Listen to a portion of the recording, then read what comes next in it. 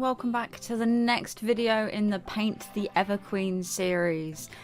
This is turning into a really long one. I still have like 3 more streams to edit down to create the next video after this. And then I need to actually stream her being painted. I haven't really done much painting this year. It's really not been my focus, which is bad. Because it's something that I know I enjoy, and I've been trying to paint this figurine for nearly 2 years now. So it's being a big issue. We need to get her finished. A lot of things have changed, a lot of things have gone through. I always get like this at the new year. I start to think, what can I do differently? What can I do better? And inevitably I never do, because humans are creatures of habit. And it takes an awful long time to get out of any habits. So, without further ado of talking and getting depressed, let's discuss some more of the Everqueen. Now, there are going to be a couple of little bits of this particular script that are going to cover things that have been in previous videos, because there are several different pages on the Everqueen herself, and considering that she spans over 6 or 7 different people, because the Everqueen is actually a spiritual force inside of the person who currently holds the title. And that means that Alariel's mother and her grandmother and all that kind of thing live in her as well. So their stories overlap with Alariel's, and unfortunately they do kind of mesh and get rewritten at times. So here we are. Let's dive straight into some more about the Everqueen, shall we? Obviously, we know that she's called Alariel. She's also called Alariel the Radiant and Alariel the Everqueen for obvious reasons. She's the current Everqueen of the High Elves, as mentioned, and is the 11th to rule since the time of the Phoenix King Anarion many thousands of years ago. Alariel, like previous Everqueens, represents the mortal embodiment and chief priestess of Isha, the mother goddess of the entire elven race. She is the spiritual heart of all of Ulthuan and beloved of the Azure. Very strange thing that I do need to put in. All elves, be they wood elves, dark elves or high elves, worship the same set of gods. And whenever you look at anything to do with the gods of the elves, they have this clay tablet which has all of the gods in it. Obviously, the wood elves have different levels of gods, so they're all the same gods, but they have this circle. I'll see if I can find a picture of it and I'll put it in the corner or something. But they have a circular tablet, and there's 3 different layers, and each god, this is considered who's the most powerful for that particular subset of the elven race. So obviously for the Azure or the High Elves, Anarion is like the centre of their god wheel. The Drukhari or the Dark Elves, it is Cain, the bloody-handed god of murder. The Wood Elves, I think they're Anari. I can't remember what their exact title is, because they haven't had a proper army for years. They were a subsect army that rarely got released. I think they were released once in 9th before everything was obliterated, and now they don't exist at all. Or they're kind of mixed of Sylvari, which are the wood nymphs. But that's a whole different area of the world. So again, their goddess is Isha, that they worship primarily. And obviously the High Elves have a lot of love for Isha, but she's not the centre of their wheel, whereas for the Wood Elves she is. Which is kind of weird, considering like one of their 2 rulers is a goddess, and like you don't have her at the center of your wheel. I've always found that weird. But anyway, let's get back into what we were actually discussing, which is that Alariel's glowing hair is like a golden cloud, and it is said that so great and timeless is her beauty that it can move even the immortal gods to tears. The Everqueen's power is that of nature itself, and where Alariel walks, the fields start to bloom and flowers spring forth from the ground. We've covered this before in the previous episode, where we kind of discussed her home state, which is the Wilds. I can't remember the name of it, oh my gosh. But where the Wilds where she lives is kind of the most important part to the High Elves and to her, and she grows and controls the woods there. When Alarielle is joyful, the skies above become clear and the land for leagues around blooms with life and light. When she mourns, the skies weep with her, and when her eyes darken with rage, thunder roars across the hills. Since the Golden Age, the Everqueen has served as Isha's chosen priestess in the mortal world, and whilst the tradition of the crowning of the Phoenix King is relatively new for the High Elves, a mere 6,500 years in age, there has always been an Everqueen ruling the enchanted Isles of Ulthuan. Get rid of that bit. Some about the history of this particular Everqueen. Hail, bright flowers of the goddess, chosen of Isha, dawn's hope and heart's home. The glory of Ulthuan shines in your eyes. And this little saying is from a passage from Paean to the Everqueen. The elves have some very weird names.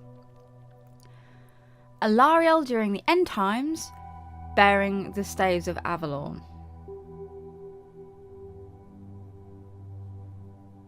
We're going to get rid of that bit. So Alarielle was born as the child of the previous Everqueen Estriel and the Phoenix King of Ulthuan. As High Elven tradition dictates, she was separated from her mother at birth and was swept off into a far-off and hidden place from which she grew up in secrecy. When her mother died by poison delivered by the assassin Urien Poisonblade, a very well-known Dark Elf hero, Alarielle eventually came out of hiding and was to be presented at Avalon, that's her homeworld by the way, her home state, to be crowned as the next Everqueen. Though still young in terms of an elven lifespan, Alarielle was destined to lead her people during an invasion the likes of which had never been seen since the Great Sundering of the ancient times. The Dark Elven Invasion. During the time of the Great War against Chaos, the crowning of Alarielle marked the beginning of the Dark Elven Witch King Malekith's invasion of Ulthuan. From the north, the Dark Elves swept through Ulthuan, looting, burning and pillaging, as they went, because of course they did. Allied with the servants of the four major ruinous powers of Chaos, they seemed unstoppable, the gigantic black arcs of Naggaroth vomiting forth a wave of corruption onto the shores of the High Elven lands.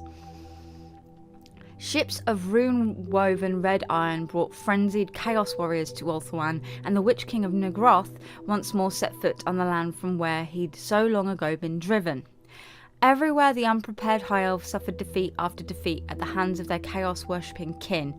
Not quite true, they don't worship chaos, they worship the elven gods. As we've said, it's just the elven gods like the Morag, which is the goddess of death, Cain, bloody-handed god of murder, the nasty gods.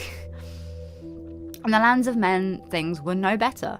The shattered empire, long a cauldron of factional strife, could not stand against the tide of chaos. It was a time of blood and darkness. The world was ending in death and despair. The warrior prince Tyrion of Kothic was in Avalon at the court of Alarielle, the newly crowned Everqueen, when the Dark Elves came. The thunderous voices of their beasts filled the ancient woods, and the shrill blast of their brazen trumpets echoed triumphantly through the heart of the land. Hurriedly, the maiden guard of the Queen moved to meet the threat to their lady. A hastily assembled force of warriors was thrown into battle, but to no avail. The Dark Elves were too strong, and it looked as if the Everqueen, the spiritual leader of all of Ulthuan, would fall into their clutches. In desperation, Tyrion pulled her from her silk pavilion and cut a bloody path clear of the massacre, slaying any Dark Elf that got in his way. As they fled, Tyrion was stabbed by the blade of a witch elf, but disregarded his wound, and the two escaped into the heart of the ancient forests and disappeared. Word of the Everqueen's loss spread throughout the kingdoms, and the heart of the High Elves was filled with despair. When the news of his brother's disappearance reached the White Tower of Hoeth, the Lawmaster of Hoeth, Teclis, refused to believe that his brother was dead. From birth, he and Tyrion had shared a special link, and Teclis was convinced that if Tyrion were dead, he would know. He decided to leave the tower and seek him out. Using all his cunning, he forged himself a new blade and wove it around with deadly enchantments. Seeing that Teclis could not be dissuaded, the High Lord Master of Hoeth gifted him with the war crown of Sapphire and let him go. He sensed destiny in the youth and knew that the fate of the High Elven kingdoms rested on his shoulders. Teclis was stronger now, and the potions of the Lawmasters had gone a long way towards increasing his mortal strength. The High Lawmaster hoped that it would be enough. Tyrion and the Everqueen fled through a land laid waste by war. The old forests burned as the Dark Elves took vengeance for their long exile. An army of Illyrian horsemen was destroyed in the field by the Witch King's sorcery. The princes of Caldor strove unsuccessfully to wake the last dragons, while the great navies of Lothlorien were driven from the seas by the Chaos fleets. A dark elven army retook the Blighted Isle, and the altar of Cain fell once more into their hands. Triumph followed triumph for the spawn of Nagaroth. Bitter defeat piled upon bitter defeat for the High Elves. The Dark Elves were filled with glee at the news of the loss of Alariel, but the Witch King refused to believe the rumours of her death. He insisted that her body be found so he could display it crucified upon his standard. 4 assassins stood before him and pledged to know no rest until they brought him her corpse. The Dark Elves sought the pair everywhere. Tyrion and the Everqueen often hid, blindly writhing through the loam to avoid the eyes of Dark Elf patrols. As the Witch Elf poison gripped him ever tighter in its deadly grasp, Tyrion grew ever weaker and more feverish, but with her land disrupted, the young Everqueen could not find the power to save him. The High Elves were reduced to fighting a guerrilla war in their own land, while the Servants of Darkness reigned everywhere. But then a new rumour filled all ears. A High Elven mage was abroad, and no one could stand against him. He was a pale youth who wore the war crown of Sapphire. Where he walked, the Dark Elves trembled, for he commanded the powers of magic as if born to them. His words summoned lightning and cast down monsters and destroyed Chaos Warriors with a word. That sentence was awfully put together.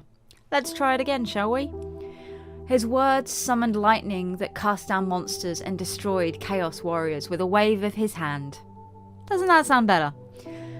The champion of Slaanesh, Albrenacht Newman, challenged the young Lawmaster to battle, but he and all his followers were in an instant reduced to dust.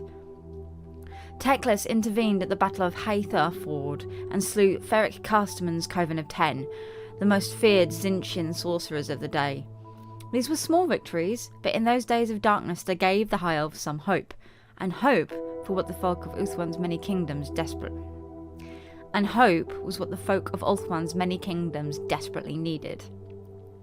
The Claw of Chaos held the island continent of Ulthuan firmly in its grip. From Crace in the north to Atane in the south, the High Elf lands were overrun. Not even the waters of the inner sea were free of the Dark Elven incursion. Ships were carved from the blighted forests with supernatural speed, and raiders moved as far as the Isle of the Dead before turning back by the warding spells. Only in Sapphire, around the White Tower of Hoeth, and by the walls of the mighty fortress city of Lothlorien were the Dark Elves halted, and even there things looked grim. 3 black arcs laid siege to the great lighthouse of Lothlorien, the glittering tower. By day and night, spells blast and siege engines shot, battering the walls. The Phoenix King himself was trapped within the city, and it seemed only a matter of time before the entire land was devoured. With the Everqueen lost, the High Elves had little heart to fight on. Ulthuan is of course eventually saved, because in the forests of Avalon, the hunt was closing in on the Everqueen via the Dark Elves. The 4 assassins finally caught up with Tyrion and his charge, coming upon their camp by night. The wounded High Elf fought like a blood-mad wolf, and under the furious onslaught of his blade, the Dark Elves died, but not before one unleashed a messenger familiar to carry word of their discovery to the Witch King. Howling with triumph, the Lord of Nagroth then set forth his pride and joy, the Keeper of Secrets, Nikari. With a roar, the greater demon sped through the night to find its prey. The demon found Tyrion and the Everqueen in the dark hours before the dawn, descending upon them like a falling star from the firmament. Once the Everqueen could easily have banished this demon, but her power was much reduced even as her land was ravaged. Tyrion reeled to his feet, determined to sell his life dearly. With a sweep of one mighty fist, the demon dashed the wounded High Elf warrior aside. Looming over the Everqueen, it reached out to caress her cheek with its claw. Lightning suddenly split the night, and the demon was knocked back. A frail-looking figure emerged from the forest, and on his head was the horn moon helm of Safari, and he swiftly took up position between the Queen and the Keeper of Secrets. With an angry bellow, the greater demon rose to confront him. Teclis spoke words of thunder, and a sphere of coruscating magical energy leapt forth, its touch instantly casting the demon back into the realm of chaos. Swiftly, Teclis went to his brother's aid. Using all the healing lore he had learned while in the White Tower of Hoeth, he managed to summon Tyrion's spirit back from the brink of death's abyss. When the demon's defeat was revealed in his black orb of seeing, the Witch King was enraged. He ordered 1,000 enslaved High Elf prisoners sacrificed to Slaanesh immediately. The war blazed on with the renewed ferocity, Teclis guiding the Everqueen and his twin to the shores of the Inner Sea. There they were picked up by a white ship crewed by the remnants of the Queen's Guard. This carried them to the Finival Plain, where the shattered remains of the High Elf armies were assembling for a desperate last stand. Charioteers from Tiranoc raced into position between Silverhelm cavalry and spearmen from Kothik and Yvres. Illyrian cavalrymen mustered beside the elite White Lions of Crace. Griffin-mounted elf lords soared over the army. Swordmasters of the White Tower formed up alongside the Everqueen's maiden guard. When the Everqueen's presence became known, a great cheer went up from the High Elf army, and all the warriors gained new heart. With the Everqueen's presence, the High Elves fought on harder than ever before, and with Tyrion leading them on the battlefield, the Witch King was banished from the mortal plane, and Ulthuan was finally saved at the Battle of Finival Plain. Personality. As a servant of light and life, the Everqueen is opposed to corruption in all its forms. Thus does she remain above the petty intrigues of her own court. Not even the most devious heart can conceal an untruth from her pure, unflinching gaze. More importantly, her presence is anathema to tainted creatures of all kinds. She can banish daemons with a single touch, and unravel the dark bindings of the undead with but a gesture. All the benevolent gifts of Isha are Alariel's to wield. No wound is beyond her skill to mend, and there is no shadow upon the heart that she cannot banish. Alas, Alariel's powers recede as the dark tide of chaos grows stronger and the mortal world cries out in torment. When the power of chaos is at its peak, even her mortal form grows weak, the brilliant gold of her hair fading almost to pure white, her limbs growing enervated and brittle. At such times, the elven race stands upon the brink of extinction. Should the Everqueen perish, her people would surely pass into darkness soon after. The Everqueen does not fight in a conventional manner and eschews weapons of all kinds, but she is no less dangerous for it. Her touch, so soothing to the pure-hearted, is anathema to those with even a taint of corruption in their hearts. The victim might not feel anything at first, but as the magic of her touch travels through their body, it grows more powerful, feeding off of every black desire and cruel purpose. Moments later, the foe is naught but a cleansed and withered corpse, their evil forever purged by Isha's light. Moreover, Alariel wields the winds of life and light with all the skill of Safari's most learned high mages, and can call forth some great storms of cleansing magical energy to sweep the agents of darkness from her hallowed presence. Most of her predecessors as Everqueens deliberately stayed as distant from war as circumstances would allow. Alariel has made a point of leading High Elven armies in Ulthuan's defence. At the start of her reign, she had little choice, for Avalon was overrun by Dark Elves and worshippers of chaos. With her kingdom overwhelmed and the Phoenix King under siege in Lothlorien, it fell to Alariel to rally the High Elves to Ulthuan's defence upon the Finival Plain. Since then, Alarielle has commanded many armies in the Phoenix King's stead, whilst Finnabar remains ensconced in the highest tower of Lothlorien, pursuing an agenda hidden from all but his closest allies. Not whilst she draws breath will Alarielle allow Avalon's beauty to be despoiled by war, a determination that many beings of tainted hearts may have encountered to their ruin. So it is that a high elf army might find glorious aid in its darkest hour.